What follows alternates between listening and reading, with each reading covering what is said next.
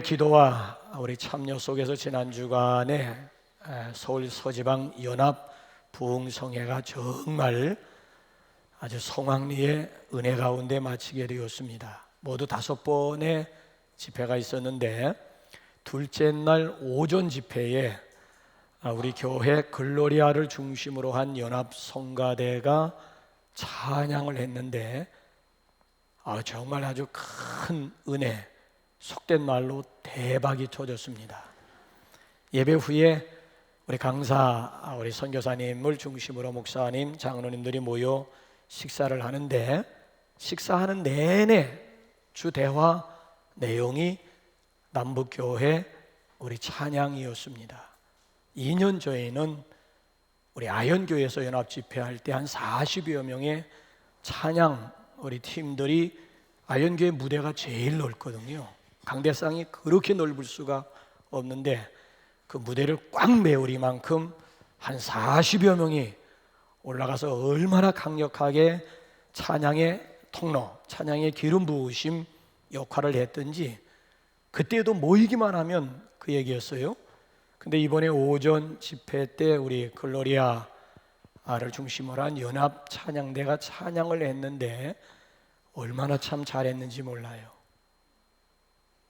그래서 2년 전 얘기와 곁들여가지고 이번에 또 찬양을 하면서 2년 전에는 관심이 그 찬양 리더가 누구냐, 그 목사냐, 전도사냐 라고 하는 것이 아주 질문에 아주 참 주요를 이루었는데 이번에는 그 주의자가 누구냐 라고 하는 이런, 보통 교회마다 여성 지휘자들이 많은데 여성 지휘자들이 여성스럽게 이렇게 지휘를 하는데 남북교회 지휘자는 찬양 선곡에서부터 지휘 스타일이 이게 다른 교회와는 확실히 스케일이 다르다라고 하는 그런 얘기들을 하면서 칭찬을 하더라고요. 강사 우리 김용희 선교사 같은 경우에는 소름이 돋을 정도의 은혜라고 하는 그런 표현을 해요. 그 이유인즉슨 아니 어떻게 당신이 말씀을 증거하려고 하는 내용과 찬양의 내용이 일치를 이룰 수가 있느냐. 이거 마치 남들이 생각할 때에는 미리 본문과 제목을 주어가지고 찬양을 선곡하게 한 것 모양, 짜고 고스톱 친 거 모양, 어떻게 설교하고자 하는 그런 내용하고 찬양의 내용이 일맥상통할 수가 있었느냐. 이럴 수도 있구나. 이것이 하나님의 은혜다.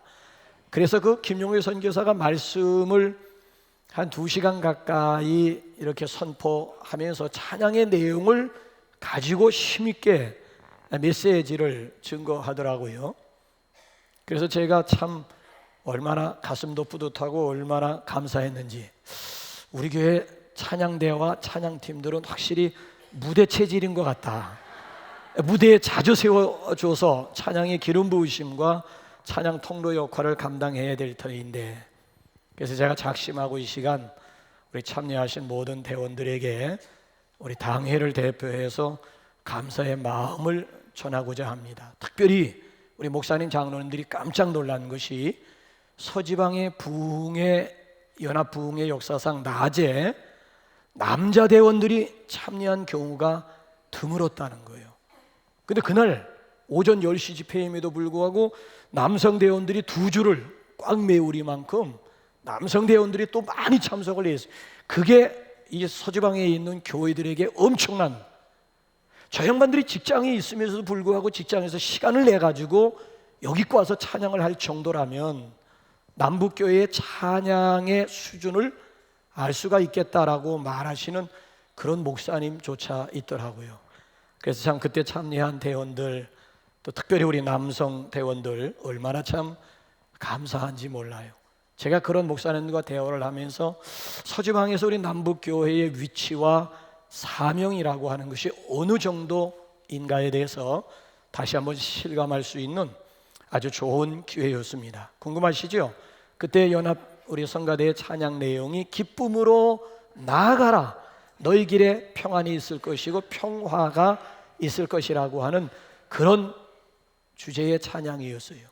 선교사님의 그날 저녁의 메시지가 길에 대한, 기쁨에 대한 그런 주제였거든요. 선교사님이 말씀을 풀어가면서 거기 모여있는 성도들에게 도전을 했습니다. 무슨 도전인가 하면은 각 교회마다 뭐 100년 이상 된 교회도 가서 집회를 해봤고 그 중간 씨라든지 아니면 이제 막 태어난 그런 교회에 가서도 메시지를 증거해 봤는데 객관적으로 보게 되면은 3, 4대 모태 짱아치들이 있어요. 3, 4대 모태 짱아치들하고 중간 옆구리 치고 들어온 편입생들, 소위 말하면 안모태 출신의 교인들이 있다는 거예요. 교회 안에는 어느 교회를 가든지 간에 3, 4대 내려오면서 예수 믿는 이 모태 짱아치들하고 그 다음에 중간 옆구리 치고 들어온 편입생들, 소위 말하면 안모태 출신들하고 객관적으로 놓고 볼 때에 어느 쪽이 더 생동감 있게 믿음 생활하고 어느 쪽이 기쁨 충만, 은혜 충만한 삶을 살고 있느냐 객관적으로 한번 생각해 보라고 하는 도전이었어요. 그분의 대답은 후자라고 하는 얘기예요. 그래서 저는 우리 교회를 놓고 한번 생각을 해봤어요. 우리 교회도요 모태신앙 출신들 굉장히 많고요, 또 편입생들 안모태 출신 이 신앙인들도 굉장히 많이 있는데 어느 쪽이 과연 기쁨과 즐거움이 충만한 이런 은혜 생활을 누리고 있을까라고 생각을 해볼 때 결론이 뭐였을까요? 여러분들이 아시죠? 제가 얘기하지 않더라도 여러분 스스로가 아실 거예요. 왜 모태 짱아치들은 3, 4대까지 이어져 내려오면서 이 모태 짱아치들 신앙생활 가운데 교회 생활 가운데 기쁨과 즐거움이라고 하는 것이 없을까? 아니 신앙생활의 본질이 기쁨인데, 신앙생활의 특징이 이게 기쁨인데 신앙생활의 본질인 기쁨을 잃어버리고 단순히 습관에 이끌려서 교회 생활하고 믿음 생활한다. 이건 너무 초라한 자화상 아니겠습니까? 우리 목회자들 세계에 있어서 성경 다음으로 고전과 같은 책이 자연적 교회 성장이에요. 크리스티안 슈바르츠라고 하는 박사가 이 책을 쓸 때에는 그냥 책상머리에 앉아서 책을 쓴 것이 아니라 세계적으로 그래도 교회가 부흥한다라고 하는 나라 22개 나라를 탐방하면서 도대체 이 나라에서 이 교회가 성장하는 비결이 뭘까? 이걸 객관적으로 다 낱낱이 조사해가지고 임상 결과로 내놓은 책이 자연적 교회 성장. 7가지 원리만 살아있으면 교회는 자동적으로 부흥할 수밖에 없다라고 하는 그 논리예요. 그래서 이분이 한국에 기독교 역사 가운데 한국 빼놓을 수 없지요. 아니 이건 아주 정말 기하급수적으로 7, 80년대 우리 한국의 기독교 역사는 세계 교회를 주름잡으리 만큼, 아니 250개 나라 중에서 선교사를 2번째로 많이 파송하는 나라가 대한민국이라고 한다면은 어느 정도의 기독교의 위력, 기독교의 세를 가지고 있는지는 여러분 감 잡으실 수 있잖아요. 한국에도 와가지고 이 교회 저 교회 다니면서 유명하다는 교회며 기도원이며 아니면 대형 한 2,000명 정도 모이는 세미나에도 이분이 내린 결론은 과연 소문대로 한국 교인들의 열정이라고 하는 것은 세계에서 2번째가라고 하면 서러우리만큼 탁월하다라고 하는 걸 인정을 했어요, 이분이. 근데 단 한 가지 자기가 궁금하게 생각하는 것이 있다는 거예요. 그게 뭔가 하면 주일날 예배드리러 오는 성도들의 표정이 한결같더라고 하는 거예요. 마치 표현을 하게 되면 빚받으러 오는 사람들 아니면 한바탕 해보겠다라고 하는 얼굴들이 왜 웃음이 없고 기쁨과 즐거움이, 예배드리러 오는 성도들 얼굴 속에서 기쁨과 즐거움을 찾아보기가 쉽지 않더라는 한국교회, 이게 대체적으로 한국교회에 예배드리는 성도들의 모습이라고 하는 거, 왜 그러냐라고 하는, 어째서 그런 얼굴들이냐라고 하는 이런 질문, 이런 도전이었어요. 이에 대해서 당사자인 여러분들은 뭐라고 이해해서 설명드릴 겁니까? 얼굴에 웃음이 사라지고 기쁨이 사라지고 즐거움이 신앙생활 가운데 벅차오르는 감격이라든지 즐거움이 사라진 이유에 대해서 여러분 스스로가 뭐라고 대답하시겠습니까? 하나님의 뜻이 너무나 분명해요. 하나님의 뜻은 복잡하지 않습니다. 하나님의 뜻은 아주 심플하고 아주 단순합니다. 자, 데살로니가전서 5장 16절 이하를 보십시오. 나를 향한 하나님의 뜻이 뭘까요? 시작. 항상 기뻐하라, 쉬지 말고 기도하라, 범사에 감사하라. 이것이 그리스도 예수 안에서 너희를 향하신, 이것이 나를 향한 하나님의 뜻이래요. 이게 뭐예요? 항상 기뻐하는 삶이에요. 제 1호가 항상 기뻐하는 삶이에요. 자, 한번 빌립보서 4장 4절도 한번 가보실까요? 시작. 주 안에서 항상 기뻐하라. 내가 다시 말하노니 기뻐하라.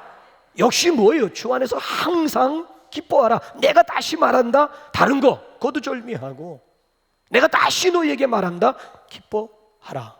자, 예수님께서 이 세상에 오신 목적은 뭐고 제자 훈련하는 목적이 뭐예요? 자, 요한복음 한번 15장 11절 가보실까요? 시작. 내가 이것을 너희에게 이름은 내 기쁨이 너희 안에 있어 너희 기쁨을 충만하게 하려 함이라. 내가 이것을 너희에게 이름은, 그러니까 제자 훈련하고 제자들을 앞에 놓고 말씀을 가르치고 선포하는 목적이 내 안에 있는 이 기쁨, 너희에게 나누어줘서 너희로 기쁨 충만한 그런 삶을 살도록 함의 목적이 있었다라고 하는 이야기예요. 이거 얼마나 중요한 말씀이에요. 여러분 기억하시기 바랍니다. 기독교는 초상집이 아니에요. 제사집이 아닙니다. 기독교는 잔치집이에요. 잔치집. 누가 예수 잘 믿는 사람이냐, 비본질적인 데서 예수 잘 믿는 기준 삼지 마세요. 나는 주일날 한 번도 빠지지 않습니다. 나는 11조 합니다. 나는 새벽 기도합니다. 나는 하나님 앞에 이런 교회에서 주일날만 해도 3가지 이상을 내가 봉사, 그런 것에서 신앙 좋다라고 하는 거 찾지 마세요. 그 비본질적인 것, 물론 그것도 참고가 되지만은 정말 신앙 생활 잘하고 신앙 좋다라고 하는 기준은 바로 여기에 있는 거예요. 신앙생활의 특징은 기쁨이에요. 그가 얼마만큼 기뻐하며 즐거워하며 믿음 생활하고 있느냐, 신앙 생활하고 있느냐, 교회 생활하고 있느냐, 이게 굉장히 중요한 기준이라고 하는 이야기예요. 아니 그런데 어떻게 해서 신앙의 본질인 기쁨을 잃어버리게 되었느냐는 거예요. 무엇 때문에 기쁨과 즐거움 잃어버리게 되었느냐는 거예요. 아니 어떻게 하면 다시 잃어버린 신앙의 본질인 기쁨을 다시, 즐거움을 다시 회복할 수 있느냐라고 하는 이런 도전이에요. 오늘 본문이 이 문제를 우리에게 소개하고 있는 거예요. 자, 유다 백성들이 오늘 여기 본문 말씀을 보게 되면 기쁨과 즐거움을 이기지 못하는, 아니 어찌할 바 모르는 이런 모습을 우리에게 소개하고 있어요. 자, 무슨 얘기인가 하면은 본문 말씀에 대한 역사적인 배경은 이렇지 않습니까? 느헤미야가 바벨론에서 고국으로 돌아와서 무너진 성벽을 52일 만에 완공을 하고 낙성식, 소위 말하면 성벽 봉헌식을 하고 있는 그런 내용입니다. 자, 이런 배경 속에서 주어지는 말씀인데 한번 43절 다시 한번 이런 차원으로 한번 다시 한번 읽어보세요. 시작. 이날에 무리가 큰 제사를 드리고 심히 즐거워하였으니 이는 하나님이 크게 즐거워하게 하셨습니다. 부녀와 어린아이도 즐거워하였으므로 예루살렘에 즐거워하는 소리가 멀리 들렸느니라.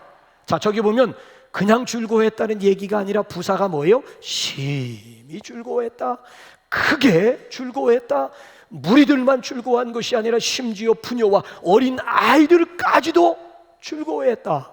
저들의 즐거워하는 소리가 멀리 살고 있는 이방인들 세계까지 번져나가게 되었다. 멀리 있는 사람들에게까지 저들의 기쁨과 즐거워하는 웃음소리가 멀리 살고 있는 이방인들에게까지 들릴 정도였다라고 하는 거예요. 자, 여기서 중요한 것이 세 번째가 중요해요. 이는 하나님이 크게 즐거워하게 하셨습니다. 주어가 누구에게 있어요?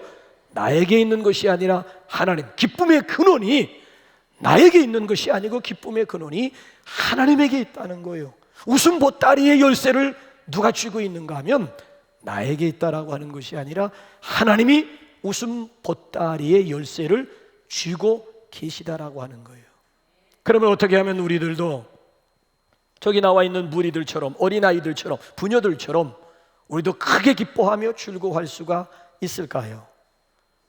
자, 여러분들이 어디서 여러분들의 기쁨과 즐거움을 잃어버렸다고 생각하십니까? 자, 세 가지 오늘 본문 말씀을 묵상을 하게 되면 세 가지 그 노하우를 우리에게 소개하는데요. 첫 번째로 큰 기쁨, 진정한 기쁨은 거룩함에서 온다라고 하는 거예요. 자, 우리 한번 30절 다시 한번 30절 읽어보실까요? 시작. 제사장들과 레위 사람들이 몸을 정결하게 하고 또 백성과 성문과 성벽을 정결하게 하니라. 자, 진정한 기쁨이라고 하는 것은 정결함에서, 거룩함에서 온다는 거예요. 여기 정결하게 한다라고 하는 것은 마음을 깨끗하게 한다는 뜻이고, 마음을 깨끗하게 한다라고 하는 것은 회개와 함께 순수한 마음을 다시 회복한다라고 하는 의미가 있어요. 여러분, 진정한 웃음이라고 하는 것은 어디로부터 오는 것일까요? 진정한 웃음, 일반적인 진정한 웃음이라고 하는 것 어디로부터 오는 것일까요? 우리 마음이 순수함에 따라오는 거예요. 여러분, 마음이 여유로울 때 조크가 나오는 것이지 마음이 여유롭지 않던 상태에서는 조크가 나올 수가 없는 거예요. 웃음도 마찬가지예요. 웃음이 어디로부터 오는 것이냐? 마음, 우리 마음이 순수함에 따라. 그래서 어린아이들을 가만히 보세요. 얼마나 저들의 마음이 지극히 순수한지요. 도리도리 까꿍 하기만 해도 얘네들은 까무러칠 정도로 웃어요. 저도 지금 어린 그 손주, 손자, 손녀를 보는 그 즐거움과 낙이 있습니다만 얘네들을 가만히 보면서요, 자식 때 느끼지 못했던 것을 손자, 손녀를 보고 느껴요. 아니 내가 눈짓, 몸짓 별거 아닌 거 가지고 얘들은 10번 하면 10번 까르르거리면서 웃어요. 반대로 내가 똑같은 몸짓을 여러분들을 향해서 했다면 과연 여러분들이 나를 어떻게, 아니 저 목사님 한 주간 동안 아니 갑자기 어떻게, 아마 일반 밖에 있는 사람들을 향해서 어린 아기들에게 하는 그 몸짓을 제가 그대로 하게 되면 당장 또라이 소리 듣던가 아마 바보 취급될 거예요. 그만큼 자라면서 우리의 마음이 오염되어져 간다라고 하는 것, 순수한 마음이 그 순수성을 잃어간다라고 하는 것, 계속 덧칠하고 하다 보니까 나도 모르게 이상한 괴물로 굳어져 간다라고 하는 분명한 증거가 아닐 수가 없어요. 나는 자라면서 지금 생각해보면 이해가 안 되는 것이, 어른들에게 자주 놀림받았던 것 가운데 하나가 뭔가 하면 울다가 웃으면 엉덩이에 뭐가 난다 라고 얘기를 했어요. 그래서 울다가 웃으면 그 소리 듣고 움찔하면서 웃음을 멈추었던 때가 한두 번이 아니에요. 아니 어떻게 해서 이런 말이 생겨나게 되었을까요? 울다가 금방 웃으면 엉덩이에 뭐가 난다. 아니 이런 말이 어떻게 해서 만들어지게 된 것일까? 여기 한번 어른들이 한번 그 의미를 아시는 분들이 있으면 저에게 좀, 아니 생각해 보세요. 어린아이들이 울다가 웃을 수 있는 거지. 아니 울다가 웃을 수 있어야 그게 어린아이지. 어른들은 못합니다. 이거 금방 막 통곡하면서 울다가 금방 헤헤거리면서 절대 이거 웃을 수가 없는 일이에요. 왜 그럴까요? 왜 어른들이 울다가 그 자리에서 헤헤거리면서 웃을 수가 없는 것일까요? 왜? 그 잘난 뭐 때문에? 어린아이들에겐 그게 없다는 거예요. 그냥 마음이 순수하다 보니까 좋은 건 좋은 거고 슬픈 건 슬픈 거고, 울다가 금방 또 달래주게 되면 헤헤거리면서 해맑은. 그래서 어린아이들이 웃는 그 모습을 가만히 들여다보고 있으면요, 천사가 따로 없고 천국이 따로 없어요. 그 눈동자가 얼마나, 내 눈 같은 거 비교해보면 썩은 동태 눈처럼 상대적으로, 근데 어린아이들 눈동 너무 맑아요. 너무 맑고요, 그들의 그 웃는 그 모습을 보게 되면 천사가 따로 없고 천국이 따로 없구나. 어린 아이를 왜 천국으로 비유했는지 예수님의 말씀이 비로소 와 가슴에 닿는다니까요. 죽어서도 복제하고 싶은 인간 제1호가 이해인 수녀였습니다. 죽어서도 복제하고 싶은 그런 인물 제1위가 이해인 수녀였어요. 이해인 수녀가 많은 책을 썼어요. 수필집을 비롯해가지고 특별히 시를 많이 썼는데, 그분의 글을 여러 권 읽다 보게 되면 무공의 100% 같은 그런 느낌이 들어요. 너무 순수해도 이렇게 순수할 수가 있을까 싶은 그 정도예요. 자, 요번에 시 한 수를 제가 전문을 싣지 못하고 중간 부분만 제가 한번 따왔는데, 이혜인 수녀의 주장은 행복이라고 하는 것은 마음의 문제라고 하는 얘기예요. 자, 우리 한번 시 한번 띄워줘 볼래요? 늘 푸른 소나무처럼 한결같은 마음을 지니게 해 주십사하고 기도합니다. 숲속의 호수처럼 고요한 마음을 지니게 해 주십사하고 기도합니다. 하늘을 담은 바다처럼 넓은 마음을 지니게 해 주십사하고 기도합니다. 밤새 내리는 첫눈처럼 깨끗한 마음을 지니게 해 주십사하고 기도합니다. 사람의 심지를 깊이 묻어둔 등불처럼 따뜻한 마음을 지니게 해 주십사하고 기도합니다. 가을 들녘의 벼 이삭처럼 익을수록 고개 숙이는 겸손한 마음을 주십사하고 기도합니다. 살아있는 동안은 나이에 상관없이 능금처럼 풋풋하고 설레는 마음을 주십사하고 기도합니다. 그리고 이혜인 수녀가 이렇게 코멘트를 합니다. 사람과 자연과 사물에 대하여 창을 닫지 않고 열린 마음, 삶의 경이로움에 자주 감동할 수 있는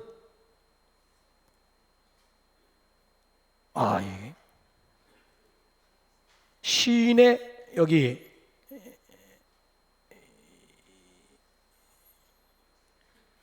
시인의 마음을 지니고 싶습니다.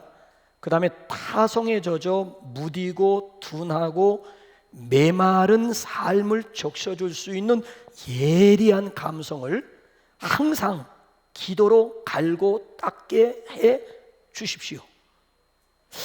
요 대목이 참 제 마음에 타성에 젖어 무디고 둔하고 메마른 삶을 적셔줄 수 있는 예리한 감성을 항상 기도로 갈고 닦게 해 주십시오. 아니, 이 이혜인 수녀의 이 기도가 얼마나 순수하면서도 얼마나 참 깊이 있는 내용이에요. 시편 97편 11절 말씀을 보게 되면 하나님은 마음이 정직한 자를 위하여 기쁨을 뿌렸도다라고 하는 말입니다. 하나님께서 기쁨을 뿌리는데, 기쁨을 부어주시는데 누구에게? 마음이 정직한 자, 마음이 정결한 자, 마음이 깨끗한 자, 마음이 순수한 자를 위해서 하나님께서 기쁨을 뿌려주시고 기쁨을 기름 부어주신다라고 하는 거예요. 오늘 이 시간에 우리 예수 그리스도의 보혈로 정결하게 된 우리의 마음 가운데 하나님의 기쁨과 하나님의 즐거움이 부어지는 그런 축복이 함께 하시기를 주님의 이름으로 축원합니다. 자, 그런가 하면 두 번째로 진정한 기쁨이라고 하는 것은 감사 찬양에서 온다라고 하는 것이죠. 12장을 읽어보게 되면은 찬송 찬양이라고 하는 말이 몇 번 나오는가 하고 제가 표시를 해봤더니만 16번 나오더라고. 16번 계속 찬송 찬송 찬송 찬송. 특별히 한번 31절과 38절 한번 비교 한번 해보실래요? 시작. 이에 내가 유다의 방백들을 성벽 위에 오르게 하고 또 감사 찬송하는 자의 큰 무리를 둘로 나누어 성벽 위로 대오를 지어 가게 하였는데 한 무리는 오른쪽으로 분문을 향하여 가게 하니 38절 시작. 감사 찬송하는 다른 무리는 왼쪽으로 행진하는데 내가 백성의 절반과 더불어 그 뒤를 따라 성벽 위로 가서 화덕 망대 윗길로 성벽 넓은 곳에 이르고, 이게 무슨 얘기인가 하면은 감사 찬양하는 무리들을 두 무리로 나누었다는 얘기죠. 한 무리는 에스라의 주의 아래서 동쪽으로 진행하게 했고 또 한 무리는 느헤미야의 주의 아래서 여기 서쪽으로 진행을 하게 했어요. 그래서 어디서 만나게 되는가? 북쪽, 북문, 특별히 양문에서 이 두 무리가 한데로 합쳐져 가지고 하나님 앞에 대합창으로 연주를 하는데 각종 악기들이 다 동원이 돼요. 그래서 43절에 보게 되면 크게 즐거워했는데 저들의 즐거워하는 소리가 멀리 있는 이방인 세계까지 들려지게 되었다라고 하는 그런 내용이에요. 감사 찬양하는 이 무리들이, 그러니까 그 감사 찬양 가운데 하나님이 심히 크게 기뻐하게 했다라고 하는 것을 여기서 지금 강조해 주고 있는, 여기에 지금 감사 찬양의 위력, 감사 찬양이 바로 우리의 기쁨을 회복할 수 있는 비결을 가르쳐 주고 있어요. 유명한 골프 선수 가운데 짐바브웨, 그러니까 잠비아와 짐바브웨 그 중간 국경에 빅토리아 폭포가 있잖아요. 그 짐바브웨의 유명한 골프 선수 가운데 닉 프라이스라고 하는 사람이 있는데, 이 닉 프라이스라고 하는 사람은요, 골프를 치다가 실수를 한다든지 아니면 몸의 컨디션이 좋지 않을 때는 늘 휘바람을 불었다고 그래요. 휘바람을. 그러니까 옆에 있는 그걸 지켜본 지인이 하루는 궁금해서 질문했다는 거예요. 당신 가만히 보니까 조금 실수를 한다든지 아니면 컨디션이 좋지 않을 때 늘 여지없이 휘바람이 나오고 휘바람을 부는데 그 이유가 뭐냐? 라고 물었더니, 어렸을 때부터 아버지가 골프 훈련을 시키면서 골프 치다가 어려운 일이 있으면은, 골프 치다가 실수하게 되면 골프채 집어던지고 뭐 애매한 캐드들에게 분풀이할 생각하지 말고 휘바람을 불어라, 휘바람을 불어라. 그래서 골프 선수 중에서 유일하게 슬럼프가 뭔지, 운동선수도 잘 나가다가 한때 슬럼프에 빠질 수도 있는 거라고요. 그런데 유일하게 닉 프라이스라고 하는 선수는 선수 생활하면서 슬럼프가 뭔지 모르는 유일한 선수였다. 그래서 유명한 선수가 되었다는 거예요. 여러분, 이걸 한번 우리에게 충분히 한번 적용해 볼 수 있지 않겠습니까? 여러분들은 어려움을 당할 때 어떻게 하십니까? 여러분들은 마음이 우울해질 때 어떻게 하십니까? 마음이 답답해질 때 어떻게 하십니까? 아니, 인생의 큰 위기가 찾아올 때 여러분들이 보이는 액션, 반응은 뭐예요? 찬송을 부르세요, 찬송을 부르세요, 놀라운 일이 생깁니다. 찬송 부르세요. 찬송 부를 때 놀라운 일이 생깁니다. 여러분, 역대하 20장을 보시면은 모압과 암몬이 연합해가지고 유다를 치게 되지요. 자, 절대 위기의 순간에 여호사밧 왕이 보인 반응이 뭡니까? 한번 기가 막혀요. 한번 역대하 20장 22절 다시 한번 확인 한번 해보실래요? 시작. 그 노래와 찬송이 시작될 때에 여호와께서 복병을 두어 유다를 치러 온 암몬 자손과 모압과 세일산 주민들을 치게 하심으로 그들이 패하였으니, 저들이 쳐들어왔을 때 무장한 군대를 앞세웠다는 얘기가 아니라 노래하고 찬송하는, 소위 말하면 찬양대를 최전선, 제일 앞장 세워가지고 찬송과 노래가 시작될 때 하나님께서 이스라엘 백성들 대신 싸워주심으로 말미암아 유다 백성들이 승리할 수가 있었다는 거예요. 그러니까 우리가 기도할 때 하나님이 대신 일하는 시간이고, 우리가 찬송 부를 때는 하나님이 우리 대신 싸워주시는 그런 시간임을 믿으시기 바랍니다. 여러분, 신약에도 사도 바울 보시라고요. 유럽의 첫 관문이 빌립보성입니다. 자, 유럽으로 건너가서 제일 첫 관문인 빌립보에서 복음을 증거하다가 귀신 들린 여종을 고쳐주게 됩니다. 상은커녕 오히려 억울하게 누명을 뒤집어 쓰고 재판 절차 없이 그냥 시큰 얻어 터지고 깊은 감옥 속에 처박히게 되었습니다. 이것처럼 억울하고 이것처럼 고통스러운 일이 어디 있습니까? 그 시간에 원망하고 불평해도 모자란 시간인데 사도 바울과 신라는 밤중쯤 되어 하나님을 찬송할 때에 어떤 일이 일어나게 되지요? 옥문이 열리게 돼요. 착고가 잘 풀리게 되고 옥문이 열리게 되고 간수장이가 구원받고, 간수장이뿐만 아니라 간수장이의 가족까지도 전체가 구원받는 놀라운 역사가 일어났습니다. 할렐루야. 이거 굉장히 중요한, 구약에서만 이런 사건을 소개하는 것이 아니라 신약에서 소개하고 있는 이유가 뭐예요? 신구약에 흐르고 있는 하나의 중요한 원리라고 하는 거예요. 잃어버린 기쁨, 잃어버린 즐거움을 다시 회복할 수 있는 비결이 바로 여기에 있음을, 그래서 사도행전 16장 보게 되면 저들이 크게 기뻐하게 되었다. 바울의 일행도 기뻐하게 되고 간수장이도 기뻐하게 되고 그의 가정도 기뻐하게 되었음을 성경이 우리에게 증거를 해주고 있습니다. 여러분의 삶 가운데 찬양이 살아날 수 있기를 바랍니다. 여러분 가정 속에도 찬양이 있기를 바랍니다. 여러분 심지어 자동차 속에도 펑짝 음악 기구만 가지고 다니지 마시고, 여러분 자동차 안에도 찬양이 있기를 주님의 이름으로 축원합니다. 그래서 우리 이번 주간에 찬양 중에 거하시는 하나님을 실제 우리가 찬양 가운데서 만나는 기쁨의 주인공들이 되시기를 주님의 이름으로 축원합니다. 마지막 세 번째로, 진정한 기쁨이라고 하는 것은 큰 제사 가운데 있습니다. 자, 우리 한번 43절 우리 끝으로 한번 상반절 읽어보실까요? 시작. 이날에 무리가 큰 제사를 드리고 심히 즐거워하였으니 이는 하나님이 크게 즐거워하게 하셨습니다. 자, 이날에 무리가 뭘 드리고 크게 심히 즐거워했다고요? 제사 드리고.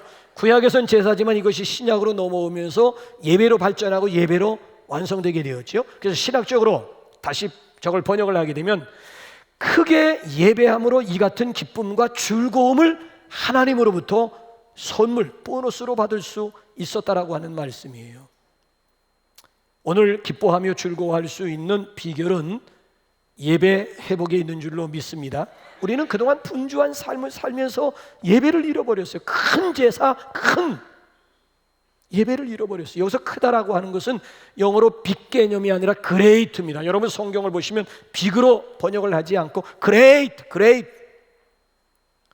이거는 비중, 예배의 비중 문제를 두고 하는 거, 우선순위 문제를 다루고 있는 거예요. 양적인 문제가 아니라 얼마나 예배를 무겁게, 얼마나 예배에 내 가치를 심느냐, 얼마나 예배의 우선순위를 두고 있느냐의 문제예요. 그러니까 큰 기쁨이라고 하는 것은 큰 제사와 함께 오게 되어져 있는데, 여기서 크다라고 하는 것은 얼마나 예배의 정성 아니면 예배의 목숨을 걸고 있느냐라고 하는 그런 도전이에요. 예배를 드린다고 하지만 생동감도 없이, 감격도 없이 습관적으로 타성에 젖어 하나님 앞에 예배를 드리고 있는 우리 자신들의 모습과는 전혀 다른 모습을 우리에게 소개하고 있지 않습니까? 저도 예배자로서 제일 부러운 것이 다윗이 부러워요. 다윗은 이스라엘의 2대 왕이에요. 그럼에도 하나님의 임재가 있는 법궤가 예루살렘 성 안으로 들어올 때, 법궤 앞에서 예배할 때에 어느 정도로 예배하는가 하면 춤을 추면서 적극적으로 하나님을 높이고 있는 예배자 중에 예배자인 다윗을 발견해요. 나는 왜 다윗처럼 춤을 추면서, 다윗은 2대 왕임에도 불구하고 백성들이 지켜보는 가운데 바짓가랑이 흘러내리는 것도 모르고 적극적으로 열렬하게 하나님을 높여드리면서 예배하는데, 나는 왜 다윗처럼 적극적으로 춤을 추면서 하나님을 높이며 예배하지 못하는가?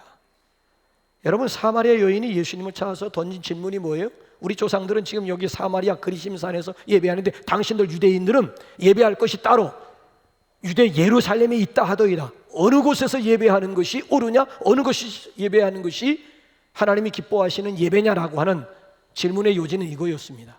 예수님은 둘 다 노였어요. 예루살렘도 아니고 그리심산도 아니라고 그랬어요.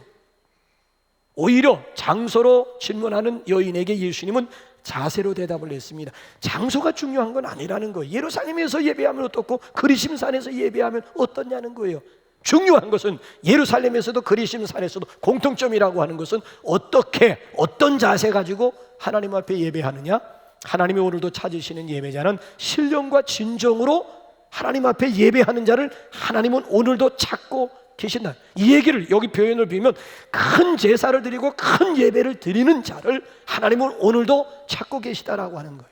예배의 우선순위를 두는 자들을 찾고 있고, 예배의 무게를 두고 예배의 정성을 쏟는 그런 예배자들을 하나님은 오늘도 찾고 계시다라고 하는 그런 내용이었어요. 여러분, 그렇습니다. 신앙생활하면서 예배보다 중요하고 예배보다 우선하는 게 없어요. 예배가 살면 교회가 살고, 예배가 살면 가정이 살고, 예배가 살면 사업장이 살아나고, 예배가 살면 우리의 신앙이, 우리의 기쁨이 다시 회복이 될 수가 있어요. 지난번에 우리 목사님들이 모여서 얘기하면서 안타까운 교회 현실을 같이 나누게 되었습니다. 그 순간에 저는 또 하나님 앞에 감사하더라고요. 무슨 얘기인가 하면은 각 교회마다 고질적인 질병이 있다는 거예요. 고질적인 질병.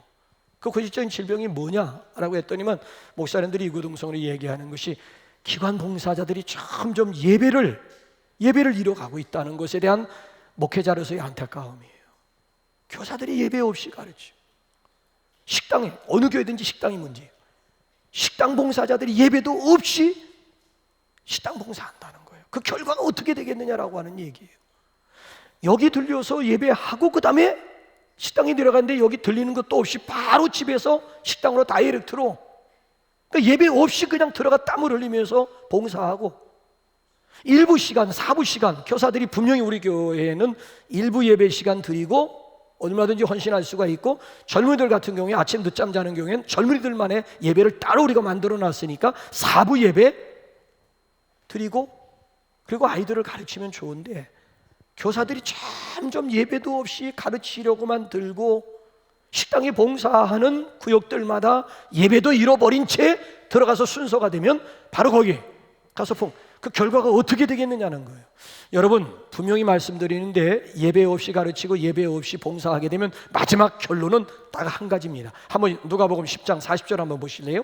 자, 시작. 마르다는 준비하는 일이 많아 마음이 분주한지라 예수께 나아가 이르되, 주여, 내 동생이 나 혼자 일하게 두는 것을 생각지 아니하시나이까?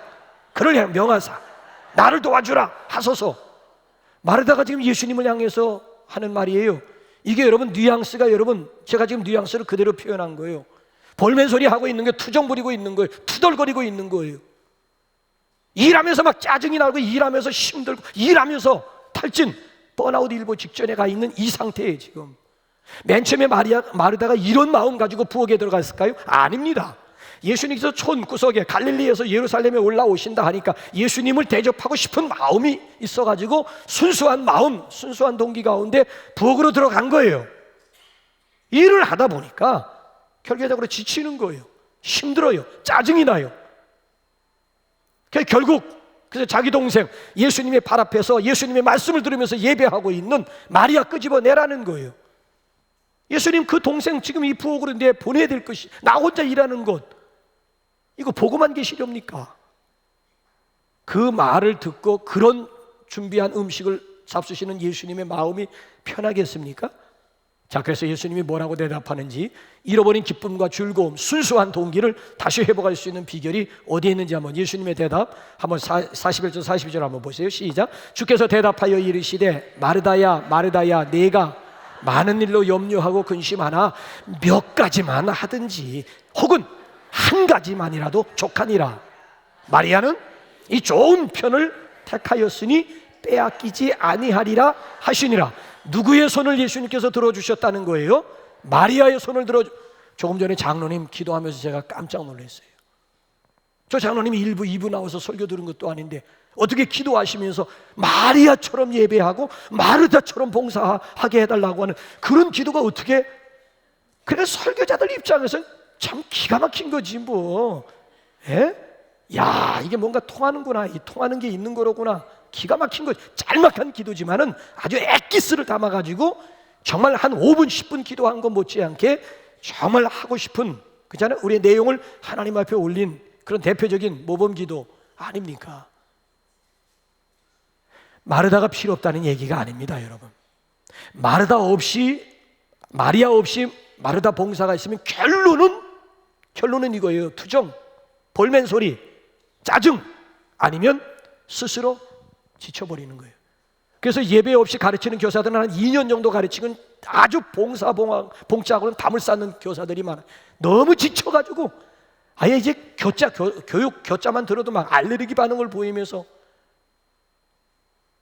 주일 예배도 잘 안 나옵니다. 거기서 뒤어가지고 그 다음에 두 번 다시 들어갈 생각도 하지 않고요. 식당 봉사자들도 마찬가지예요. 식당 봉사자들 거기 들어가서 지친 분들을 그 다음에 또 1년에 한 셀별로 2번, 많으면 3번인데 52주 가운데 한 2주 정도 들어가서 봉사함으로 우리 성도들이 다 행복한 시간을 맞는데 1년에 2번 들어가는 것도 굉장히 버거워하고 힘들어해요. 그 이유가 뭐예요? 예배가 살아있으면, 예배에 받은 은혜와 기쁨이 있으면 그 기쁨 가지고 기꺼이 섬기고 기꺼이 가르치고자 하는, 지치는 게 어디 있고 번아웃이 어디 있어요? 예배 시간을 통해서 하나님이 주시는 기쁨이 있고 은혜가 있고 즐거움이 있는데 그 즐거움 가운데 일하는데 무슨 지침이 있고 번아웃이 있다는 얘기예요.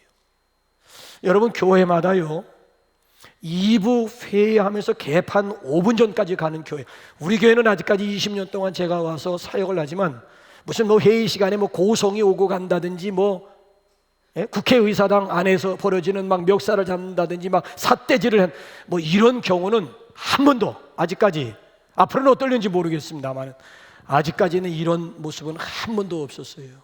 근데 이런 우리 교회 없다고 다른 교회도 없느냐? 아니에요. 멀쩡하게 예배 잘 드리고 이부 뭐 원래회니 재직회니 무슨 직원회니 무슨 뭐 공동의회니 아니면 사무총회니 뭐니 해가지고 멀쩡하게 예배 잘들 드리고 이부 가가지고 막 그냥 소리, 그러니까 국회의사당에서 벌어지는 일하고 이 안에서 벌어지는 일하고 별반 차이가 없는 그런 눈살 찌푸리는 광경들이 왕왕 일어난다니까. 그래서 성도들이 상처받는 성도들이 한두 명인 줄 아십니까? 왜 이런 현상들이 일어난 것 같아요? 일부 예배 제대로 드리지 못했거든요. 건성으로 습관적으로 의식적인 그런 예배를 드리다 보니까 2부에 가가지고 고성이 오고 갈 수밖에 없고 눈살 찌푸리는 멱살을 잡고 막 삿대질을 하는, 이게 하나님을 믿는 백성들, 이게 하나님의 공동체 가운데서 이게 가능한 얘기입니까? 그래서 보세요. 예배 1시간 넘으면 막 시간 들고 막 쥐를, 근데 이분들이 회의를 할 때면 2시간, 3시간도 지루하니까 빨리 끝내달라고 하는 분들 하나도 없어요. 2시간도 좋고 3시간도 좋은 거예요. 예배 만약에 2시간, 3시간을 내가 예배를 드린다고 하면 어떤 결과가 일어나게 될까요? 난리 날 겁니다. 우리는 정확하게 1시간 예배를 1시간에 딱 끝내야 되는 줄 알고 있는 거예요. 근데 회의는 2시간, 3시간, 이건 아니에요. 이건 주객이 전도되어도, 보통 주객이 전도돼 회의는 짧게, 예배는 길게, 오히려 이래야지 이게 정상이라고. 오죽했으면 그 성자라고 불리었던 고 한경직 목사님께서 한국교회는 회의하다가 망할 집단이라고 하는 이런 독서를, 그분의 입에서 과연 이런 소리가 나왔을까 싶을 정도로 한국교회는 회의하다가 망할 집단이라고 하는 이런 독서를 내뿜은 그런 배경, 그런 주변 환경이 어떠했으리라고 여러분 생각하십니까? 아니에요. 그러니까 예배가, 봉사가 아닌 예배, 회의가 아닌 예배가 우선인 줄로 믿습니다. 예배가 살아나면 2부, 3부 문제될 것이 없어요. 예배가 살아나면 봉사하면서 볼멘소리 하면서 지칠 이유가 아무것도 없다는 거예요. 큰 예배 가운데 큰 기쁨이 있는 줄로 믿습니다. 큰 예배 가운데 은혜와 축복이 임하는 줄로 믿습니다. 예배 회복 가운데 큰 기쁨과 즐거움을 경험할 수 있기를 주님의 이름으로 축원합니다. 우리 옆에 있는 분하고 인사하면서 찬양합시다. 우리 예배를 크게 생각하십시다. 한번 우리 한번